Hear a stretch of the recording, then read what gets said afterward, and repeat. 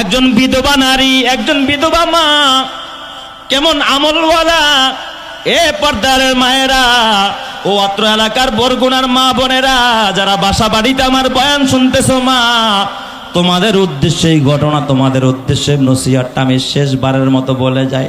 ও আমার এলাকার মা বোনেরা, মা গো, জুলফিকার আলী নকশবন্দি লেখে এক বিধবা মা তার স্বামী যখন মারা যায় তখন তার মাত্র একটা সন্তান। এই মায়ের পার্সোনাল কিছু আমল ছিল। খুতুবাতে জুলফিকার আল্লামা জুলফিকার আলী নকশবন্দি লেখে এই মা 4টা আমল করতো, তার 4টা আমল রেগুলার ছিল, কোনোদিন সে মিস করতো না। 1 নম্বর আমল ছিল এই মা স্বামী মরে গেলে তো যা খুশি তাই করতে পারে, একজন বিধবা নারী, কেউ দেখার মতো নাই, কিন্তু এই নারী জীবনে কোনোদিন বেপরদায় চলে নাই। সুবহানাল্লাহ কোন সবাই বলেন তো আমার মা বোনদের জন্য পর্দা করা সুন্নত না মুস্তাহাব? আরো জোরে কন। হ্যাঁ, পর্দা করা ফরজ। নামাজ যেমন ফরজ, পর্দা করা ফরজ। হজ টাকা থাকলে হজ করা যেমন ফরজ, পর্দা করা ফরজ। রমজান আইলে রোজা রাখা যেমন ফরজ, পর্দা করাও তেমন ফরজ। নামাজ না পড়লে যেমন জাহান্নামে যাইতে হবে, আমার কোনো মা আর বোন যদি পর্দা না করে কই যাইতে হবে? জাহান্নামের আগুনে জ্বলতে হবে। এই মা কখনো বেপর্দায় চলতো না। এই জন্য মাকে ডাক দেয়া বলবো, মা ও আমার মা, আমার সোনার মা বোনেরা, শোনো দিয়া মন, নারী হয়ে জন্ম তোমার পর্দা প্রয়োজন। পর্দা হলো দিনের বিধান, মেনে চলো তাই।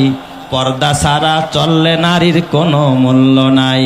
মেয়েরা যে মায়ের জাতি, কত যে সম্মান, পর্দা ছাড়া আজ নারী হচ্ছে অপমান। পত্রিকারই পাতা খুললে প্রায় দেখা যায় এসিড নিক্ষেপ, নারী ধর্ষণ, এসব খবর রয়।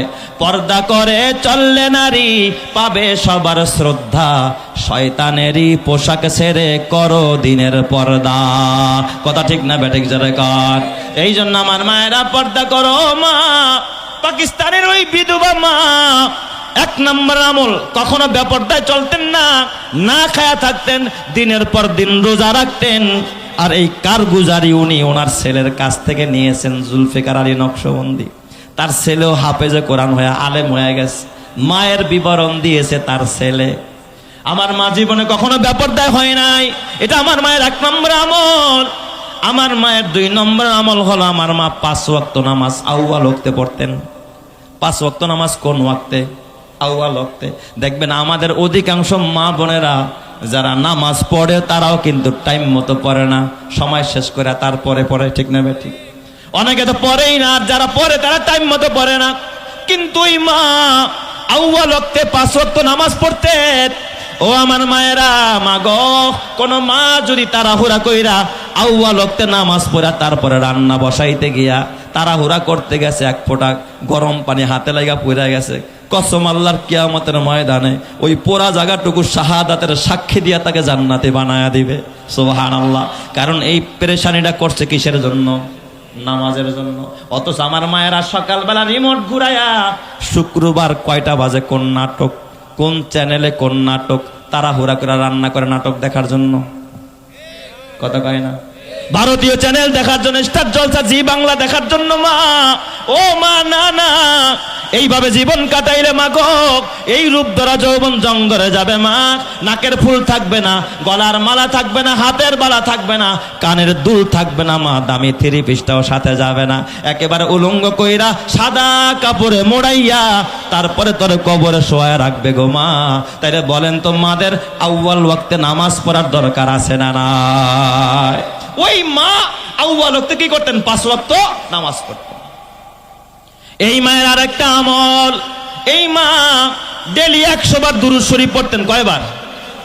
তার ছেলে বলেছে আমার মা কোনোদিন দুরূদ মিস করতো না, 100 বার দৈনন্দিন জীবনে 100 বার আমার মা দুরূদ পড়তেন।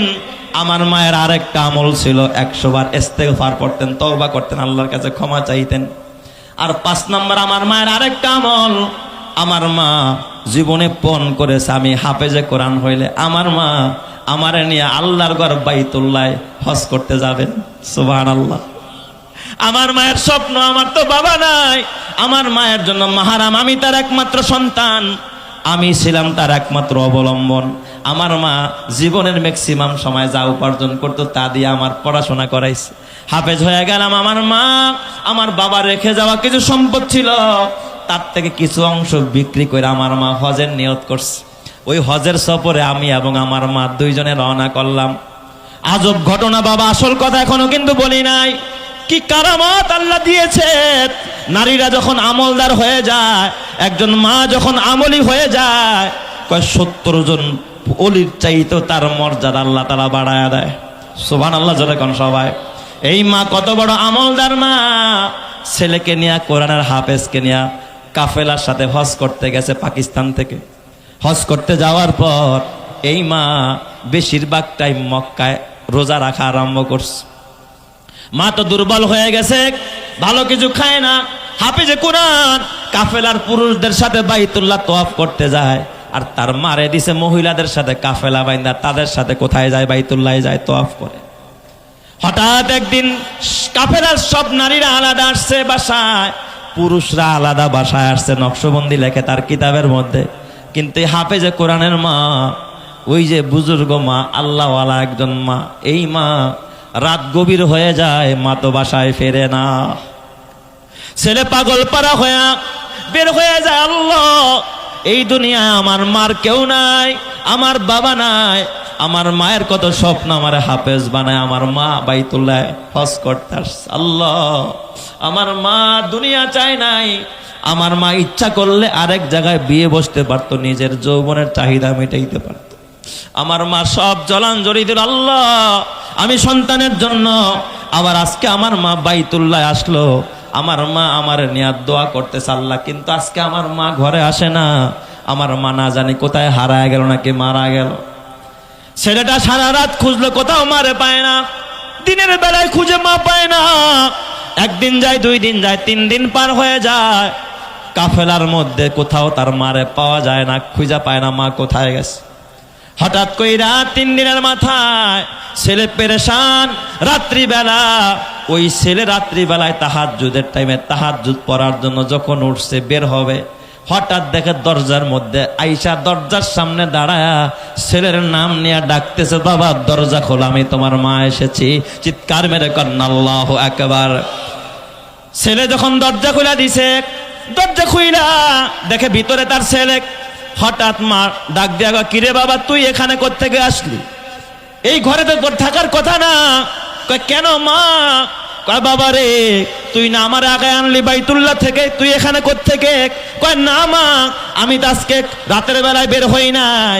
কয় বাবা তুই জানোস না, আমি যখন তাহাজ্জুদের নামাজ শেষ কইরা বাইতুল্লাহর হেরেমের মধ্যে যখন আমি একটু জিকির করতেছিলাম, হঠাৎ আমার জীবনে আসছে, আমি দেখি তুই একটা সাদা কাপড় পরে পাশে দাঁড়ায় আমার ডাকতেছস, মা আসো। আমি তোর পিছনে পিছনে আসলাম, তুই নিচে আইসা আমার কলি, মা তুমি উপরে যাও, আমি আসতেছি। কিন্তু উপরে আইসা দেখি তুই উপরে, তাইলে কে আমার আগায়া দিয়া গেল? ছেলে ডাক দিয়া, মা গো মা, আমি যাই নাই, আজকে এই রাতের বেলা আমি ছিলাম না। মনে হয় আমার আল্লাহ কোনো ফেরেশতা দিয়া তোমার ছেলের রূপ ধরায়া তোমাকে আল্লাহ তাআলা তোমার বাসার ভিতরে হারানো মাকে আল্লাহ তাআলা ফিরাইয়া দিয়েছে। চিৎকার মেরে কন্যা আল্লাহু আকবার, আরো জোরে কন্যা আল্লাহু আকবার। হালিমাতুস সাদিয়া ডাক দিয়া কয়, ও মক্কার লোকেরা, তায়েফের লোকেরা, ওই জাতের কসম করে কয়, আমি হালিমা এই মোহাম্মদরে দেখার সাথে সাথে পাগল হয়ে গেলাম। অতীতেও যারা বাচ্চা নিছে তারা যদি এতিমের কথা না শুইনা শুধুমাত্র মোহাম্মদের চেহারাটা একটা নজর দেখতো, তাইলে তায়েফের কোন মহিলা মোহাম্মদকে ফালায় এখান থেকে যাইতে পারতো না। চিৎকার মেরে কোন সুবহানাল্লাহ। এত সৌন্দর্য আমার নবীর চেহারায় যিনি দান করেছেন তিনি কে? আরো জোরে বলতে হবে, তিনি কে? হালিমা বলে, বাচ্চাটা কুলে নিয়ে আমার স্বামীকে বললাম, স্বামী আমার পয়সা পাওয়া যাবে না, আমরা পয়সার দিকে তাকাবো না। কারণ হাদিস শরীফের মধ্যে আছে, কেউ যখন পয়সার দিকে তাকায়, কারো মালের দিকে তাকায়, আল্লাহ তাআলা তার থেকে তখন রহমতের নজরটা উঠায়া নিয়ে যায়। আর কেউ যখন মালের দিকে তাকায় না, আল্লাহর দিকে তাকায়, রহমতের দিকে তাকায়, আল্লাহ তাআলার রহমত ওই বান্দার দিকে দৌড়াইতে আরম্ভ করে। চিৎকার মেরে কন্যা আল্লাহু আকবার। হালিমাতুস সাদিয়া বলে, স্বামী আমার এতিম মোহাম্মদ পাইছি, এই নাম অতীতে কারো শুনি নাই, নামটা শুনা ভালো লাগছে স্বামী গ, চেহারাটা দেখা প্রেমে পড়ে গেছি, এই বাচ্চা তাইকে আমি যাইতে চাই না। স্বামী কয় তাইলে একটা কাজ কর, ও বিবি আমার, এই এতিম বাচ্চাটাকে নিয়ে চলো, আসাল্লাহু আইয়াজালাহু ফিহি বারাকা, অচিরেই আল্লাহ তাআলা এই বাচ্চার দ্বারা মনে হয় আমাদেরকে বরকত দান করবে। চিৎকার মেরে কন্যা আল্লাহু আকবার। তাহলে বলেন হালিমাতুস সাদিয়া আমার নবী মুহাম্মদকে গ্রহণ করেছে পয়সার লোভে না বরকতের আশায়? আরো জোরে বলেন কিসের আশায়? ও দুনিয়ার মুসলমান, তুমিও কিন্তু বন্ধু বানাও। চেয়ারম্যান এমপির লগে বন্ধুত্ব করতে চায়, ঠিক না ভাই? ঠিক, যে এমপির লগে সম্পর্ক হইলে এমপি আমার বিপদে কি করবে? হেল্প করবে। 5 বিঘা জমিওয়ালা 6 বিঘাওয়ালার সাথে সম্পর্ক করতে চায়, একতলাওয়ালা দোতলাওয়ালার সাথে সম্পর্ক করতে চায়, লাখপতি কোটিপতির সাথে সম্পর্ক করতে চায়। দেখবেন দুনিয়াতে কেউ গরিবের লগে আত্মীয় করতে চায় না। ঠিক বললাম না বে? ঠিক বললাম? রাগ করতেছেন আপনারা যে ও গরিব, ও দিতে পারবো না, খাওয়াইতে পারবো না। তার মানে তোমার নজর হলো টাকার দিকে, পকেটের দিকে।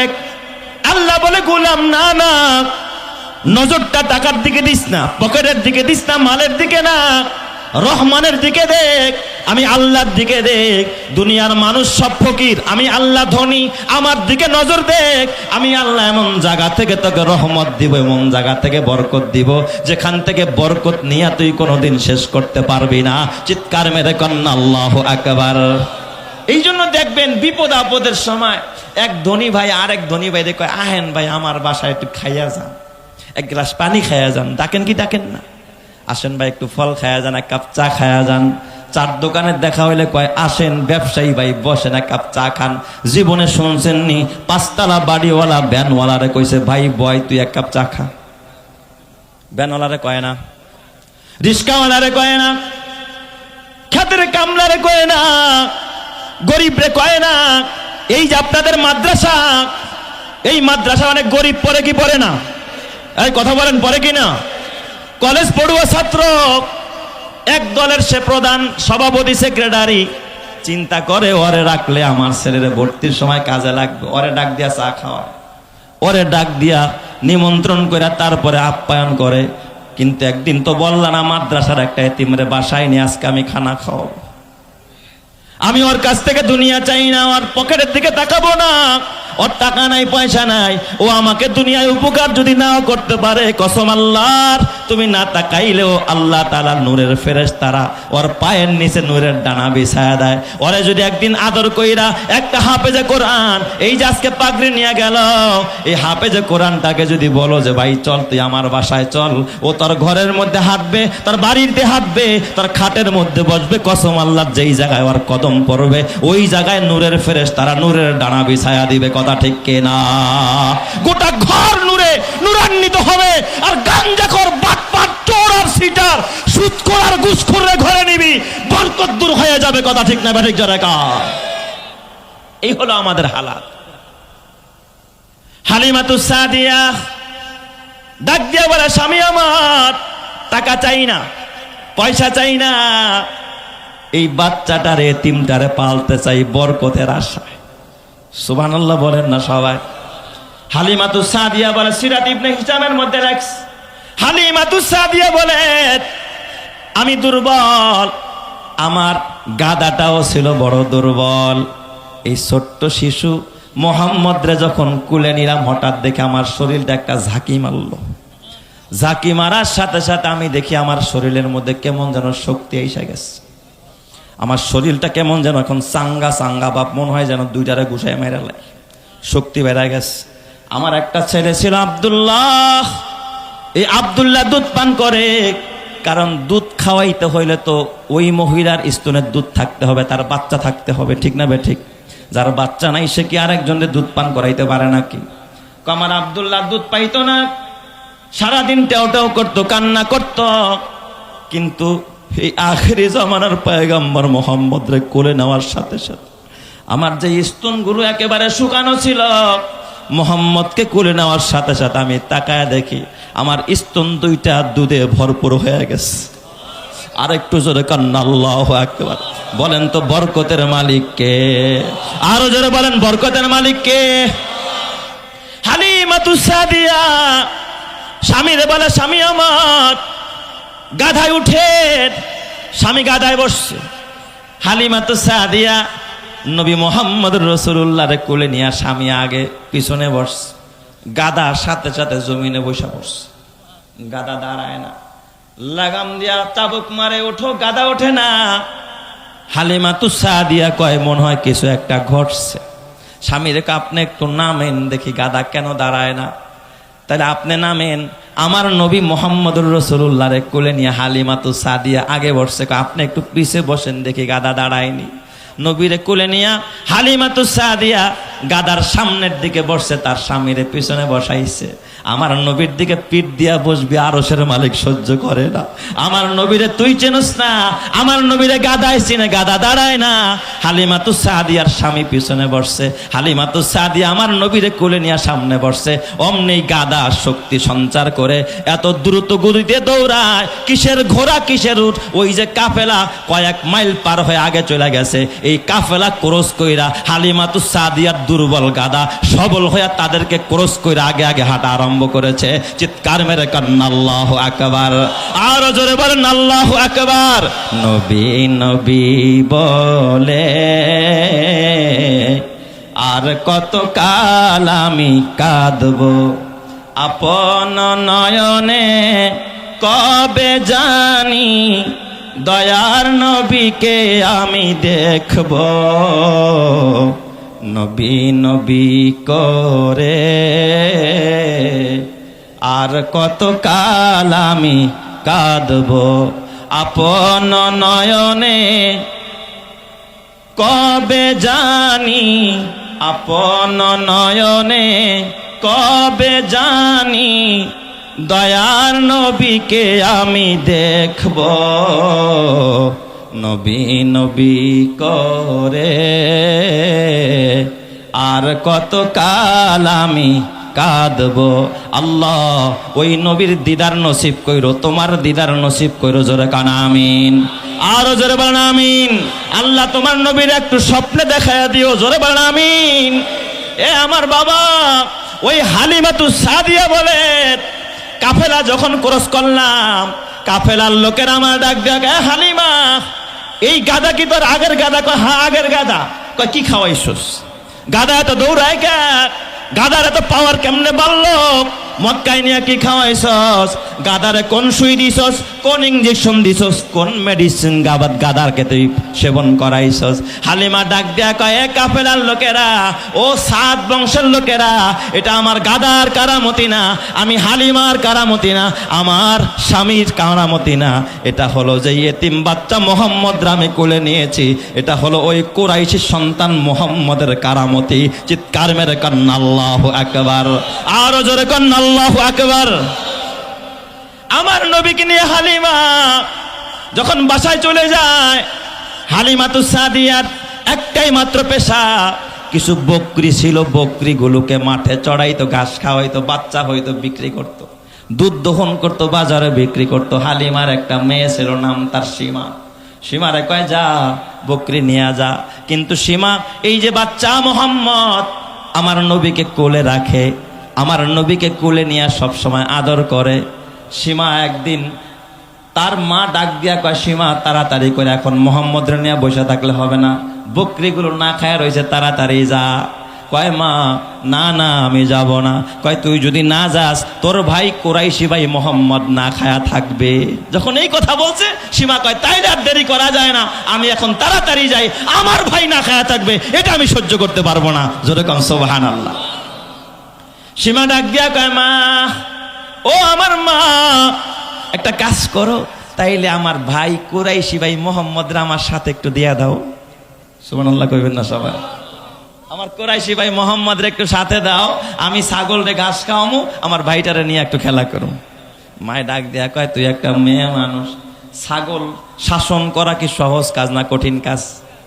এই কান্দা দৌড়ায়, ও কান্দা দৌড়ায়, তুই ছাগল সামলাবি না তোর কোরাইশি ভাই মোহাম্মদের কুলে রাখবি? তুই কেমনে করবি? কয় না মা, যদি আমার ভাই মোহাম্মদের না দাও আমি যাব না। মাকে ডাক দিয়া বলে, মা, ও মা, তুমি তো জানো না আমার কোরাইশি ভাইয়ের মধ্যে কি পরিমাণ বরকত, তুমি জানো না? আমার ছাগল, আমার ভাই কোরাইশি ভাই যদি সাথে থাকে এমন এক জায়গায়, সবাই তো ঘাস যেখানে সেখানে নিয়ে ছাগল বাঁধে, আমি তো মেয়ে মানুষ, পুরুষ মানুষ না, তাদের সাথে পারি না। যায় দেখি ওই জায়গার মধ্যে কোনো ঘাস নাই, কিন্তু আমার কোরাইশি ভাইরে নিয়া ওই জায়গায় ছাগল নিয়ে দাঁড়াইতে দেখি, তাকায়া দেখি, হঠাৎ নজর করে দেখি সব জায়গার থেকে এই জায়গার মধ্যে ঘাসের নজর এখন সবচাইতে বেশি দেখা যায়। চিৎকার মেরে কন্যা আল্লাহু আকবার। বলেন তো এই বরকত আমার নবীর কারণে, কথা ঠিক কিনা? কয় মা, তুমি জানো না, একদিন আমার ভাইরে নিয়ে খেলা করতেছি, হঠাৎ করে সূর্য ডুবে গেছে, ছাগলের খবরে আমার কাছে নেই। আমি চিন্তায় পড়ে গেলাম, না জানি ছাগল বাঘে খায়া বানায় কিনা। ও মা, আমি আমার কোরাইশি ভাই, এই মোহাম্মদের চেহারার ভিতরে এত মায়া, ওর চেহারার দিকে আমি তাকায় রইছি, হঠাৎ দেখি বেলা ডুবে গেছে, ভাবছি ছাগলগুলো সব হারায় গেছে। কিন্তু মা গো, আমি হঠাৎ নজর কইরা তাকায় দেখলাম আমি সীমা যেমন আমার ভাই দুধ ভাই মোহাম্মদের দিকে তাকায় রইছি, আমার সব ছাগলগুলো চতুর্দিক দিয়ে আইসা গোল বৈঠক কইরা আমার দুধ ভাই মোহাম্মদ ইবনে আব্দুল্লাহর দিকে আপলক দৃষ্টিতে তাকায়া তাকায়া কাঁদতেছে। চিৎকার মেরে কন্যা আল্লাহু আকবার। দুরপেশানি নে তেরে কত রুক দরিয়া কর দিয়া, दुर्पेशानी ने तेरे कतरू को दरिया कर दिया, दिल को रोशन कर दिया, आँखों को बेना कर दिया। खुद न थे जो राह पर और को हादी बन गए, खुद न थे जो राह पर और को हादी बन गए। क्या नजर थे जिसने मुर्दों को मसीहा कर दिया। चित्कार मेरे कन्ना अल्लाहु अकबर। ए आमार बाबा, ए हालिमातुस सादिया 2 বছর পর নবীকে 2 বছরের চুক্তি ছিল, 2 বছর পর আবার মক্কায় নিয়ে যায়।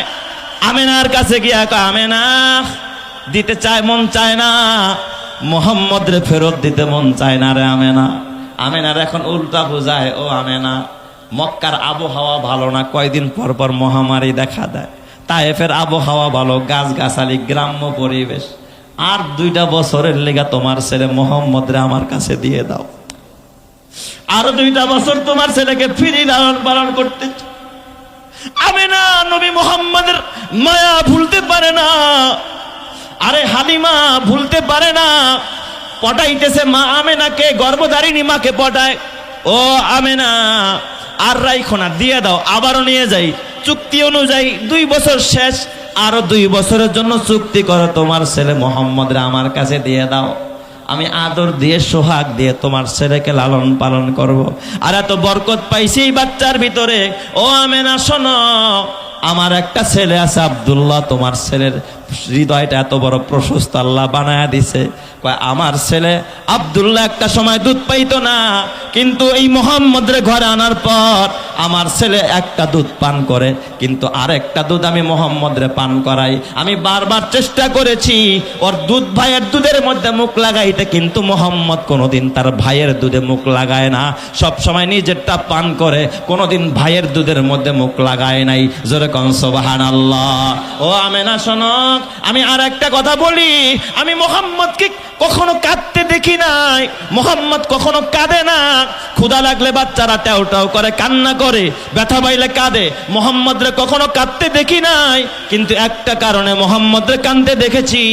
আমেনা ডাক দিয়া কয়, হালিমা কখন কাঁদতে দেখেছ? কয় যখন মোহাম্মদের লজ্জাস্থান থেকে কোনো কাপড় সরে যায়, কোনো কাপড় যখন সরে যাইত তখনই শুধু মোহাম্মদ রে কাঁদতে দেখেছি, এছাড়া কোনো সময় আমি নবী মোহাম্মদ রে কাঁদতে দেখি নাই। চিৎকার মেরে কোন সুবহানাল্লাহ। হালিমাতুস সাদিয়া আবার 2 বছরের জন্য নিয়ে আসলেন। 4 বছর যখন হয়, এই সীমা আমার নবীর নিয়ে আবার বকরি চড়াইতে যায়। সীমা হয়রান হয়ে দৌড়ায়, সামারা ডাক দেখা, মা গো সর্বনাশ। মা কয়, কি হয়েছে মা? কয়, দেখলাম সাদা পোশাকধারী 2 জন মানুষ, আসমানে মাথা জমিনে তার পা, আমার কোরাইশি ভাই মোহাম্মদের ধরে দেখলাম একটা জঙ্গলের মধ্যে শোয়া দিল, তার পুরা সিনাটারে দেখলাম ফাইরা ফেললো। ও মা, দেখলাম একটা ঝলমল ঝলমল করে মনে হয় জান্নাতি তস্তরি, জান্নাতি পেয়ালার মধ্যে জমজমের পানি দিয়া কি জানি ধৌত করলো, কি জানি ফিট করলো। আবার ওইটা দেখলাম মোহাম্মদকে আবার সিনার মধ্যে ঢুকে আবার লাগায়া দিল। আমার ভাই বাইচা আছে না মইরা আছে? মা তাড়াতাড়ি আসো। এই দিক দিয়ে হালিমাতু সাদিয়া ঠিক যা দেখে আমার নবীর বক্ষ বিদারণ হয়ে গেছে। ওই 4 বছর বয়স আমার নবীকে আল্লাহ তাআলা, এই সিনাকে আল্লাহ তাআলা জমজমের পানি দিয়া ধুইয়া এই সিনার মধ্যে ঈমান, তাকওয়া, মোহাব্বত, ভালোবাসা, ইস্তেকামত সব কিছু দিয়ে আমার নবীর সিনাটাকে আল্লাহ তাআলা একেবারে প্রশস্ত করে দিয়েছে। চিৎকার মেরে কন্না আল্লাহু আকবার। এই কথাটা আল্লাহ তাআলা আমার নবীকে শোনায়, আলাম নাশরাহ লাকা সাদরাক। হে নবী আমার, ওই যে 4 বছর বয়সে একবার সিনাটাকে প্রশস্ত করে দিয়েছি, আরেকবার আল্লাহ করেছে 10 বছর বয়সে, আরেকবার আল্লাহ করেছে ওহী নাজিল করার আগে, কোরআন নাজিল করার আগে, আর চতুর্থবার নাজিল করেছে মেরাজে নেওয়ার আগে। আমার নবী জান্নাত দেখবে, আমার নবী জাহান্নাম দেখবে, আমার নবী সিদরাতুল মুনতাহা ভেদ করবে, আমার নবী বুরাকে চলবে, আমার নবী রফরফে চলবে, আমার নবী যেন ভয় না পায়। এই জন্য আমার নবীকে আল্লাহ তাআলা 4বার সিনাটাকে চাক কইরা এই সিনাটাকে ইসলামের জন্য প্রশস্ত করে দিয়েছেন। যিনি, তিনি কে?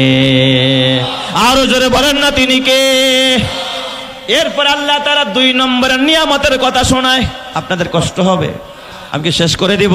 আমি আর লম্বা করবো না, অল্প সময়ে শেষ করবো ইনশাআল্লাহ। আল্লাহ তাআলা নবীকে 2 নম্বরের নিয়ামতের কথা শোনায়। ও নবী আমার, আলাম নাশরাহ লাকা সাদরাক ওয়া ওয়াদানা আনকা বিজরাক।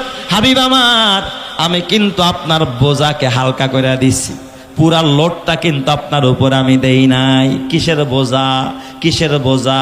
কয় আল্লাহ গোটা উম্মত, গোটা জগৎটা এমন এক জাহিলি যুগে আল্লাহ তাআলা তার নবীকে পাঠায়, যেই যুগের মধ্যে একজন বাবা তার নিজের মেয়েকে জীবন্ত মাটির মধ্যে পুঁতে রাখে। এত বড় অন্যায়ের সাথে, এত বড় গুনার সাথে যেই উম্মত, যেই মানুষ জড়িত, এই মানুষগুলোরে কেমনে তিনি হেদায়েতের পথে ডাকবেন? বলেন তো, এটা নবীর জন্য বড় একটা বোঝা কি বোঝা না? যে গোটা দেশ একদিকে আর নবী আরেক দিকে, এই মানুষগুলোকে দিনের পথে আনা সহজ না কঠিন? এটা নবীর জন্য বড় একটা বোঝা। আল্লাহ কয়, নবী আমার, আমি কিন্তু এই বোঝাটা হালকা করছি, আপনার একা ছেড়ে দেই নাই। তায়েফে মার খাইছেন, আমি আল্লাহ সেখানে ছিলাম। নবী আমার, জায়গায় জায়গায় মার খাইছেন, আমি আল্লাহ আপনার একা ছাড়ি নাই। আবু লাহাব আপনার গালি দিছে, তাব্বান লাকা আলিহাদা জামাতানা ইয়া মুহাম্মদ। আপনাকে কিন্তু আমি একা একা ছাড়ি না, আমি জবাব দিয়া দিছি, তাব্বাত ইয়াদা আবি লাহাবি ওয়া তাব্বা। এ আবু লাহাব, আমার নবীর হাত ধ্বংস হবে তা না, তুই আমার নবীর গালি দিছস, তোর হাত ধ্বংস হবে। কসম আল্লাহর, এই যুগে আল্লাহ তাআলা আলেম ওলামার একা ছাড়ে নাই, গাজাবাসীর আল্লাহ একা ছাড়ে নাই, ফিলিস্তিন আল্লাহ একা ছাড়ে নাই, কাশ্মীরকে আল্লাহ একা ছাড়ে নাই, আরাকানকে আল্লাহ একা ছাড়ে নাই। বলেন তো, ইমানদারদের সাথে আছেন যিনি, তিনি কে? আরো জোরে বলেন, তিনি কে? এটা গেল একটা বোঝা হালকা করার ব্যাখ্যা। আরেকটা বোঝা হালকা করার ব্যাখ্যা, আরেকটা ব্যাখ্যা হলো, বলেন তো কোরআন হালকা না ভারী? কারণ ভারী দেখেই তো আল্লাহ কয়, ইন্না আরাজনাল আমানাতা আলাস সামাওয়াতি ওয়াল আরদ। আল্লাহ কয়, এই কোরআনের আমানত আমি আল্লাহ আসমানে দিতে চাইছি, আসমান নেয় নাই। আসমান কয়, কোরআন যদি আমার উপরে দাও, আমি আসমান ভেঙে পড়বো। আমি জমিনে দিতে চাইছি, জমিন কোরআনের বোঝাটা নেয় নাই। জমিন কয়, আমি ভূগর্ভে চলে যাব, ডেবে যাব। ওয়াল জিবাল, আল্লাহ কয়, আমি কোরআনের বোঝাটা পাহাড়ে দিতে চাইছি। পাহাড় কয়, আল্লাহ আমারে দিও না, আমিও মোমের মতো গইলা যাব। আল্লাহ তাআলা বলে, ইন্না আরাদনাল আমানাতা আলাস সামাওয়াতি ওয়াল আরদ। আসমানে দিতে চাইলাম, জমিনে দিতে চাইলাম, পাহাড়ে দিতে চাইলাম, কেউ নিল না। আল্লাহ তাআলা বলে, কিন্তু এই কোরআনের বোঝা আমি মুহাম্মদ আপনার উপরে দিলাম। আপনারা দেখেছেন অনেক সময় ছোট বাচ্চারা, আপনি যখন বাজার থেকে আসেন, সে আপনার বাজারের ব্যাগটা নিতে চায়, চাই কি চায় না? বাবাই কিন্তু কয়, তাই নাও বাবা, তুমি নাও। বাবাই দেখবেন ছেলের হাতে ধরায় কি পুরা ওয়েটটা ছেলের হাতে ছেড়ে দেয়নি, বাবা ধরে রাখে। আল্লাহ তাআলা কয়, হাবিব আমার, কোরআন আমি আপনার উপরে দিয়েছি, কিন্তু কোরআনের পুরা ওয়েটটা কিন্তু আপনার উপরে আমি ছাড়ি নাই। আমি আল্লাহ উপর থেকে ধরে রাখছি, আপনি শুধু আপনি শুধু নিজ থেকে শুধুমাত্র একটা বহন করার ভাব ধরে আছেন, ধরে রাখছে আমি আল্লাহ। এর দলিল হলো আল্লাহ তাআলা বলে ইন্না নাহনু নাযালনা যিকরা ওয়া ইন্না লাহু লাহাফিজুন। কোরআন আমি নাজিল করছি, হেফাজত আমি আল্লাহ করব। সুবহানাল্লাহ জোরে কোন সবাই। যদি সব নাজিল করে দিত, হেফাজতের দায়িত্ব কিন্তু নবীর উপর আইসা যাইত। আল্লাহকে হেফাজত করবে কে? কোরআন হেফাজত করবে কে? এই কোরআন কিন্তু আমেরিকাকে দিয়ে আল্লাহ হেফাজত করবে না, রাশিয়াকে দিয়ে করবে না, চীনকে দিয়ে করবে না। এই কোরআন হেফাজত হবে এই মাদ্রাসার হাফেজে কোরআন দিয়া, এই মাদ্রাসার হাফেজে কোরআন হেফজখানার ছাত্র দিয়া। ঠিক না ঠিক জোরে কোন। এই জন্য আমার আল্লাহ কয় ইন্না লিল্লাহি আহলিনা ফিল আরদ। জমিনে আল্লাহর কিছু বিশেষ মেহমান আছে, বিশেষ অতিথি আছে, বিশেষ পরিবার আছে। ক্বালু মান হুম ইয়া রাসূলুল্লাহ। সাহাবায়ে কেরাম বললেন নবীজি ওই মেহমান কারা? আল্লাহর নবী কয় হুম আহলুল কোরআন, যারা কোরআন পড়ে, আহলুল্লাহ তারাই হলো আল্লাহর মেহমান, ওয়া খাসাতুহু আল্লাহর বিশেষ পরিবার। ভিতরে যারা কোরআন পড়ে আর পড়ায় ওরাই হলো আল্লাহর মেহমান। ঠিক না ঠিক জোরে কোন। যারা আল্লাহ এই জন্য কিয়ামতের ময়দানে আল্লাহ ডাক দিয়ে বলবি ইয়া ইবাদি, এ আমার বান্দারা, আমি ক্ষুধার্ত ছিলাম তুই আমারে খাওয়ান দেস নাই, আমি অসুস্থ ছিলাম চিকিৎসা করস নাই, এ গোলামেরা আমার একটু পিপাসা ছিল তুই আমারে পানি পান করাস নাই। বান্দা ডাক দিয়া বলবে আল্লাহ তুমি খাও না, তুমি পান করো না, তুমি অসুস্থ হও না, আল্লাহ কেমনে তোমার খাওয়ান দেব? আল্লাহ ডাক দিয়া ওই যে আমার মেহমানেরা, এই যে মাদ্রাসা এতিমখানা লিল্লাহ বোর্ডিং এ ছাত্ররা সকালবেলা আলু ভর্তার ডাইরের পানি খাইছে, তোর বাসায় কোরমা চলতো, পোলাও চলতো, দামি দামি খাবার চলতো, অনুষ্ঠানে তুই চেয়ারম্যান মেম্বার দাওয়াত দিছ, জীবনে তোর বাসার মেয়ের বিয়েতে একটা এতিমরে দাওয়াত দেয়া খাওয়াস নাই, একটা গরিবরে খাওয়াস নাই। ওরা ছিল আমার মেহমান, আমার পরিবার, ওরা আমার আহালরা, ওদের খবর নেস নাই। আমি আল্লাহকে খাওয়াস নাই, ওদেরকে দেস নাই মানে আমি আল্লাহরে দেস নাই, ওদের খবর নেস নাই মানে আমি আল্লাহর খবর নেস নাই। ওরা অসুস্থ হয়েছিল একদিন চিকিৎসার জন্য, কোনো খবর নেস নাই, তার মানে আমার কোনো চিকিৎসা তোরা করস নাই। এ দুনিয়ার ভাইয়েরা, ও আমার বন্ধুরা, আল্লাহ কিন্তু কোরআন নিজে আইসা হেফাজত করবে তা না, এই হাফেজে কোরআন দিয়া আল্লাহ তাআলা একজনের সিনা থেকে আরেকজনের সিনায় আল্লাহ তাআলা কোরআন পাঠায়। তার মানে ওদেরকে আল্লাহ রাখছে এই কোরআন হেফাজতের জন্য। তার মানে এরাই তো হলো আল্লাহ তাআলার বিশেষ মেহমান। ঠিক না ঠিক জোরে কোন। তার মানে হলো এই কোরআন ওয়ালাদের খেদমত যদি করো